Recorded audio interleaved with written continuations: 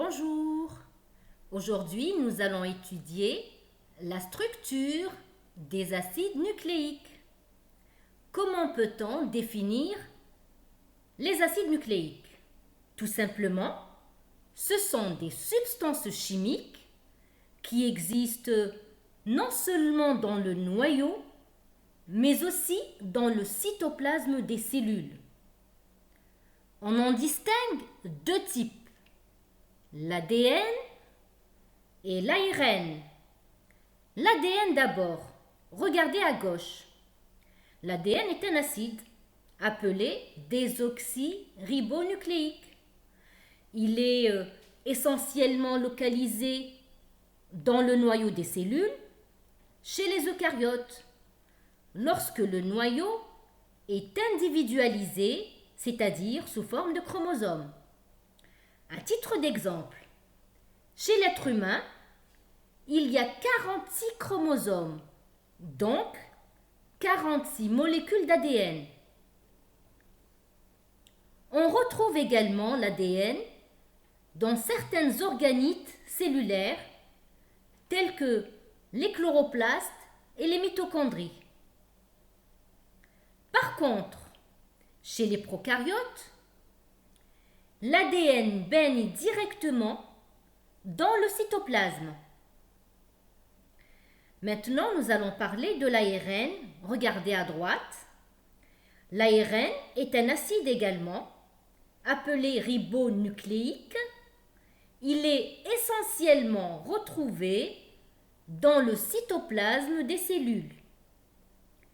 La plupart des êtres vivants possèdent justement simultanément les deux sortes d'acides nucléiques, l'ADN et l'ARN. Mais par contre, les virus ne renferment qu'un des deux acides nucléiques, soit l'ADN, tel que le virus de l'hépatite B, regardez à l'extrême droite, ou bien les virus ARN tels que l'hépatite A, le sida, le SRAS et le Covid-19. Dans ce cours, nous allons étudier la structure de l'ADN. Celle de l'ARN sera traitée à la prochaine séance. Donc la structure de l'ADN, c'est une double hélice composée de deux brins entrelacés, comme vous observez sur la figure de gauche.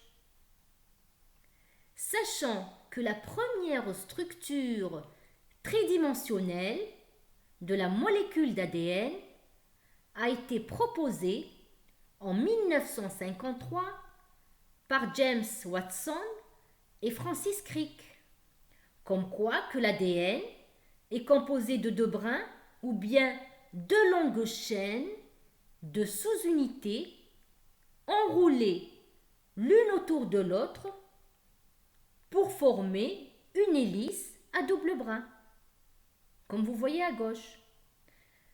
Donc, de quoi est composé cet ADN? Que représentent les sous-unités? L'ADN est une longue molécule formée par la répétition de sous-unités appelées nucléotides. C'est quoi un nucléotide? Regardez à droite. Un nucléotide est tout simplement constitué lui-même de trois éléments. Vous avez un acide phosphorique par un ose qui est un sucre et une base. Commençons d'abord par les bases. Il en existe deux types, les bases pyrimidiques et les bases puriques. Regardez à gauche comment se présentent les bases pyrimidiques. Elles possèdent un cycle pyrimidine et sont représentées par la thymine et la cytosine. En général, on les écrit avec des abréviations. Thymine par un grand T et cytosine par un grand C. Regardez maintenant à droite les bases puriques. Elles possèdent un noyau purine et sont représentées par l'adénine, grand A, et par la guanine, grand G. L'ADN est également formé par un os qui est le désoxyribose. Regardez à gauche. C'est un ribose dans lequel manque un oxygène en 2'. L'ADN est également formé par l'acide phosphorique. Regardez comment il se présente au milieu. C'est un triacide. Donc, un nucléotide est l'association de ces 3 éléments.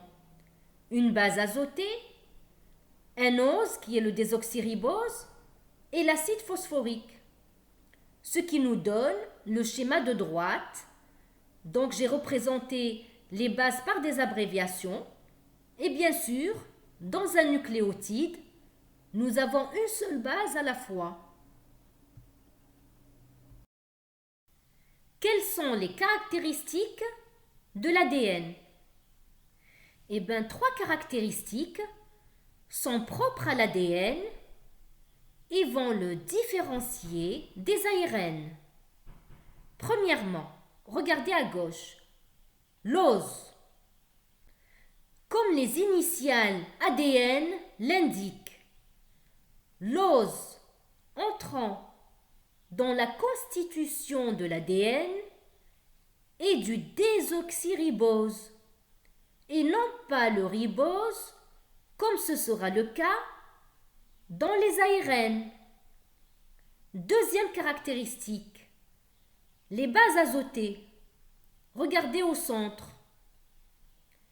Les bases constituant les nucléotides de l'ADN sont l'adénine, grand A, la guanine, grand G, la cytosine, grand C, et enfin la thymine, grand T.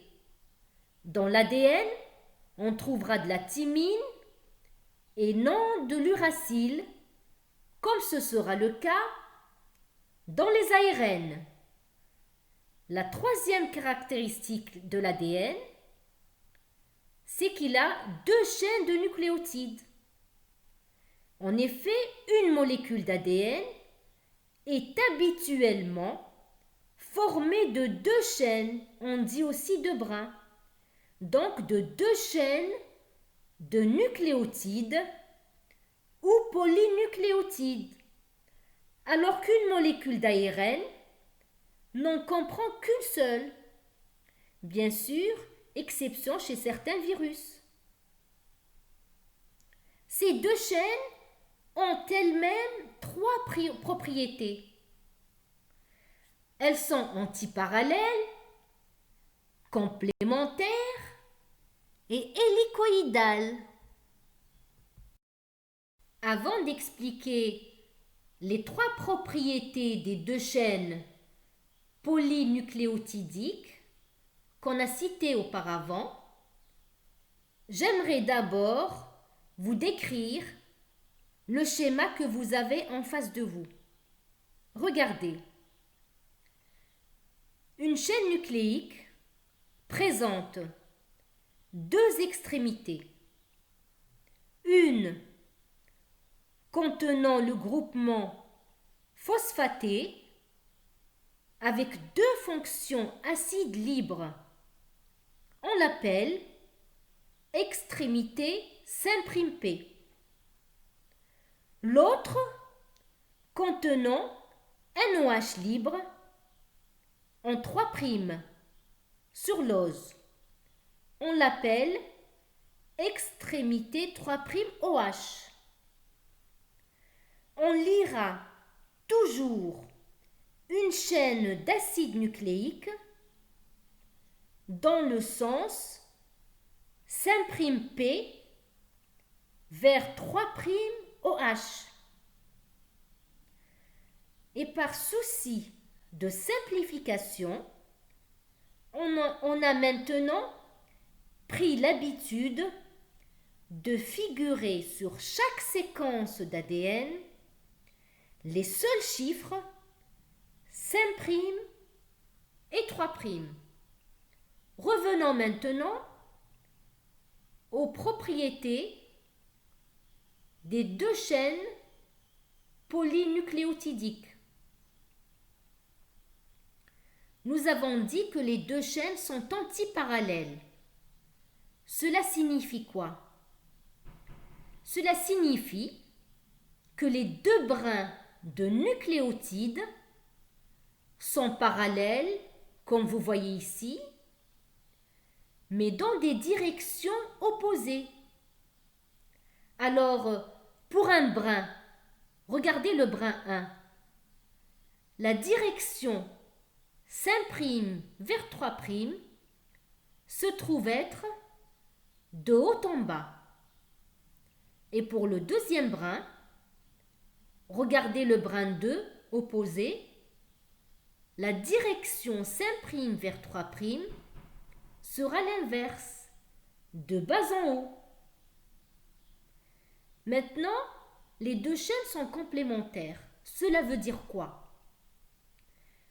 La règle de complémentarité est la suivante. En face d'une adénine, grand A, on a une thymine, grand T. Et en face d'une cytosine, grand C, on a une guanine, grand G. En effet, la distribution des bases azotées de l'ADN n'est pas quelconque. Et ça, c'est une observation qui a été faite par Chargaff en 1950. Il avait constaté que les rapports entre l'adénine et la thymine est proportionnel ou égal à 1. Et les rapports entre la guanine et la cytosine sont également proportionnels ou égal à 1. Donc, il y a autant de A que de T et autant de G que de C. Et selon le modèle de Watson et Crick, une purine A ou G se lie avec une pyrimidine C ou T. Les bases complémentaires situées face à face sont liées par des liaisons hydrogènes. Regardez ici. Le nombre de liaisons hydrogènes pour le couple AT est de 2 et pour le couple CG est de 3. Hélicoïdal signifie quoi? Eh bien, cette distribution qu'on vient d'expliquer, cette distribution égale de A et T d'une part et de G et C d'autre part, implique une structure particulière de l'ADN. Franklin et Wilkins, en étudiant l'ADN par diffraction au rayon X, établissent justement que la molécule présente une structure hélicoïdale. Et c'est en 1953, comme je l'ai dit tout à l'heure, que Watson et Crick proposent le modèle moléculaire de la structure de l'ADN.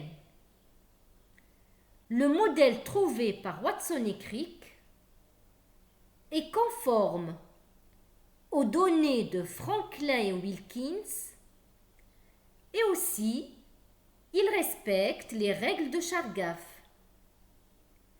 Ainsi, la structure globale de la molécule d'ADN est celle d'une double hélice droite, comme vous voyez ici. Les deux chaînes polynucléotidiques présentent dans l'espace une forme ou bien une configuration hélicoïdale. Elles s'enroulent autour d'un même axe et les deux chaînes sont constituées chacune par une alternance de molécules de sucre et d'acide phosphorique, alors que les bases azotées sont orientées latéralement et à l'intérieur des deux hélices. Regardez votre schéma. J'ai donné quelques détails. Concernant la distance entre chaque base qui est à 0,34 nanomètres ou bien 3,4 Armstrong, il y a également 10 paires de bases par tour d'hélice. Son pas est donc de 3,4 nanomètres ou bien 34 Armstrong. Le diamètre, la double hélice, est de 2 nanomètres ou bien 20 Armstrong. La double hélice est une molécule relativement rigide. Les arêtes créées par l'enchaînement des groupements phosphatés définissent deux sillons. Regardez là, vous avez un petit sillon et un grand sillon. Les trois conformations de l'ADN, ou bien les trois formes de l'ADN. La première forme, l'ADN-B. L'ADN-B est celui qui a été décrit par Watson et Crick. Il correspond justement à l'ADN que je viens de vous expliquer. Et j'ai représenté quelques détails en face de vous, à gauche. C'est la forme naturelle, la plus répandue, ou bien la plus courante, dans les cellules. La deuxième forme d'ADN, l'ADN A, regardez au milieu. C'est une double hélice droite et a été décrit dans des conditions assez particulières. En effet, cet ADN se forme lorsque le taux d'humidité du milieu est faible. Il s'observe donc dans des échantillons plus faiblement hydratés. Il y a épaississement de la double hélice, ce qui augmente le diamètre de la structure, qui est de 2,3 nanomètres. Avec 11 paires de bases par tour d'hélice, donc plus que celui de l'ADN-B, son pas est de 2,82 nanomètres. La troisième forme d'ADN, l'ADN Z, regardez à droite. Il a été obtenu artificiellement en 1979 par Alexandre Risch. Il a obtenu une petite molécule d'ADN constituée uniquement de C et de G, c'est-à-dire cytosine et guanine, concernant les bases, bien sûr. L'ADN Z possède une conformation de double hélice gauche, alors que les deux autres sont droites. Il est constitué également de deux brins complémentaires et antiparallèles. L'ADN Z a une forme plus svelte et sa forme est en zigzag, d'où son nom. La double hélice a un diamètre de 18 Armstrong ou bien 1,8 nanomètres, je l'ai représenté, et contient 12 paires de bases par tour d'hélice, donc plus que l'ADN A et l'ADN B. À la fin de 1982, on a pu mettre en évidence la présence de zDNA, c'est-à-dire l'ADN Z, dans un matériel d'origine biologique, dans les chromosomes d'insectes et aussi de rongeurs. Un an plus tard, il était également mis en évidence dans des chromosomes humains. Il est très remarquable que l'ADN de tous les êtres vivants possède le même type de structure, c'est-à-dire deux brins constitués chacun par une succession de plusieurs nucléotides, à l'exception parfois chez certains types de virus. Je précise que le virus, pour certains scientifiques, est considéré comme un être vivant, mais pour d'autres non. Il est défini comme un agent infectieux qui nécessite un hôte vivant pour pouvoir se multiplier. Dans l'explication que je vais vous donner, je le prends comme exemple pour le comparer avec les autres êtres vivants. Ça vous permettra de mieux voir. Donc, la structure de l'ADN est la même chez tous les êtres vivants. Ce qui diffère d'un organisme à un autre, ce sera, comme vous voyez ici, de gauche à droite, premièrement, la localisation de l'ADN dans la cellule. Est-ce que l'ADN est situé dans le cytoplasme ou bien séparé du cytoplasme par une membrane nucléaire? Deuxième différence, le nombre de molécules d'ADN dans un virus ou bactérie ou une cellule animale ou végétale est différent. Nous avons une molécule d'ADN chez le virus et Escherichia coli, qui est un prokaryote, ou plusieurs molécules dans une cellule animale et végétale. À titre d'exemple, chez l'être humain, 2N égale à 46 molécules d'ADN. Troisième différence, leur longueur. Quelques milliers de nucléotides ou plusieurs milliards répartis sur plusieurs chromosomes. Quatrième différence, leur forme, linéaire ou circulaire. Linéaire, c'est-à-dire avec des extrémités, comme j'ai déjà expliqué auparavant, les extrémités, ou bien circulaire, c'est-à-dire qu'elle est continue, il n'y a pas d'extrémité. La dernière différence, qui est très importante, justement, c'est essentiellement la séquence de base qui sera caractéristique de chaque molécule d'ADN.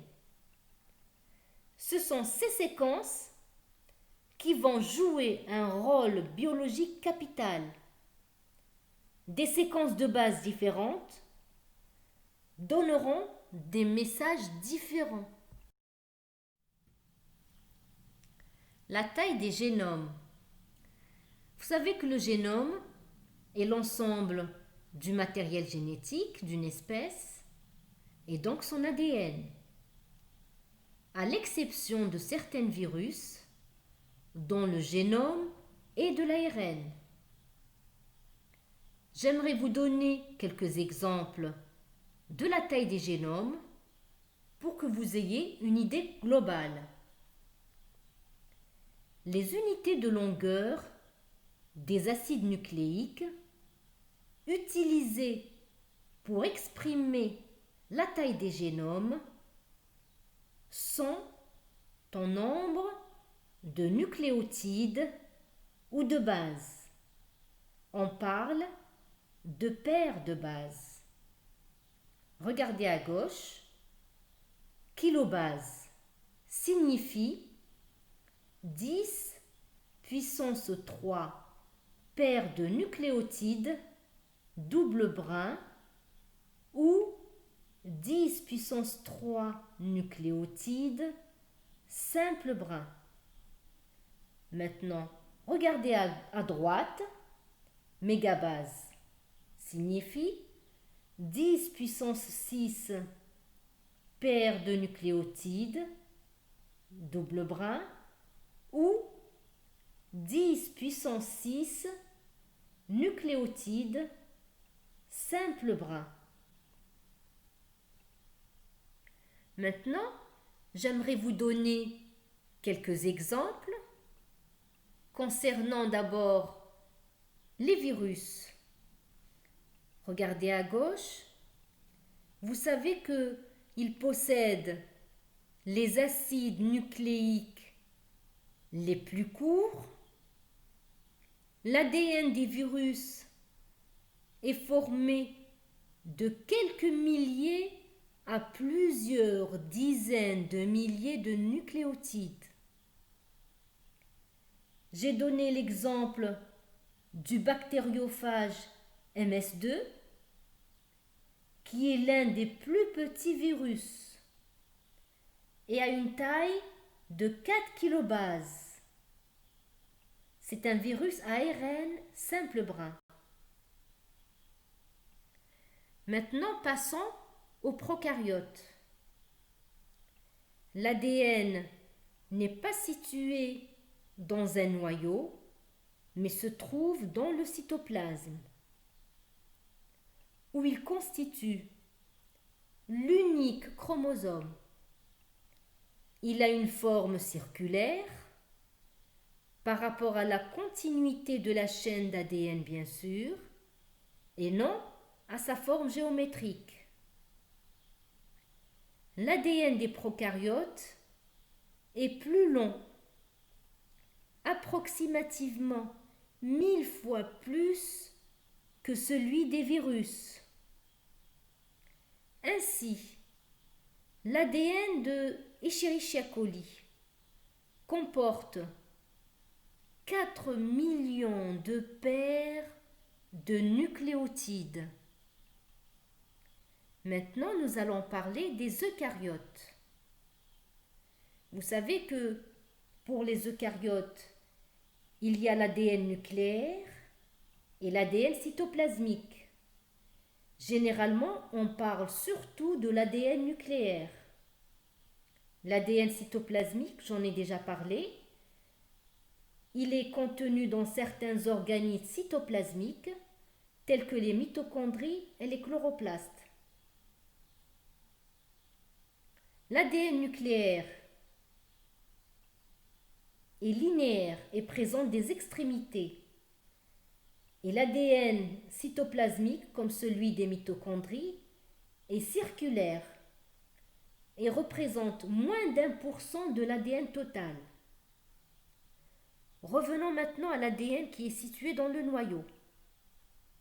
Chaque chromosome contient une très longue molécule d'ADN, toute repliée, pelotonnée. Le nombre total de nucléotides dans une cellule humaine, par exemple, est très grand. Approximativement 1000 fois plus que dans le cas des bactéries.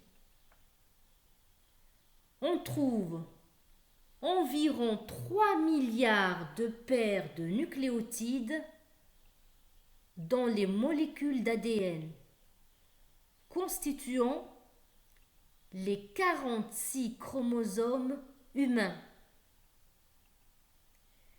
J'arrive à la fin de ce cours et je vous donne rendez-vous prochainement pour vous expliquer la structure du deuxième acide nucléique qui est l'ARN. N'oubliez pas de vous abonner à ma chaîne pour recevoir le reste des cours. Et je vous dis à très bientôt.